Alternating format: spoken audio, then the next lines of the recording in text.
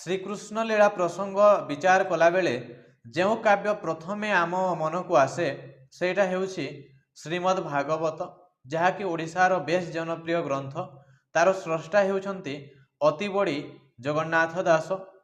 ତ ଭାଗବତର ବିଭିନ୍ନ ସ୍କନ୍ଧରେ ବିଭିନ୍ନ ପ୍ରକାର ବିଷୟବସ୍ତୁ ଥିଲେ ବି ଏହାର ଦଶମ ସ୍କନ୍ଧରେ ରହିଛି ଶ୍ରୀକୃଷ୍ଣ ଲୀଳା ପ୍ରସଙ୍ଗ, ଯାହାକି ଆଜିର ଆମର ଆଲୋଚନାର ବିଷୟ।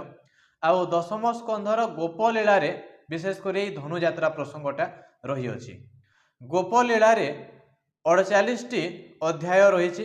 ଆଉ ସେ ଭିତରେ ଥିବା କେତେକ ଗୁରୁତ୍ୱପୂର୍ଣ୍ଣ ପ୍ରସଙ୍ଗ ହେଉଛି ଧରଣୀଙ୍କ ରୋଦନ, ବ୍ରହ୍ମା ଆଦି ଦେବଗଣଙ୍କ କ୍ଷୀର ସିନ୍ଧୁ ତୀରେ ପ୍ରବେଶ ଏବଂ ବିଷ୍ଣୁଙ୍କ ଆଶ୍ୱାସନା, ବସୁଦେବ ଦେବକୀଙ୍କ ବିବାହ, କଂସର ମୃତ୍ୟୁ ବିଷୟରେ ଆକାଶବାଣୀ, ତାପରେ କଂସ ଦ୍ୱାରା ଦେବକୀଙ୍କ ପୁତ୍ରବଧ, ତାପରେ ଶ୍ରୀକୃଷ୍ଣଙ୍କ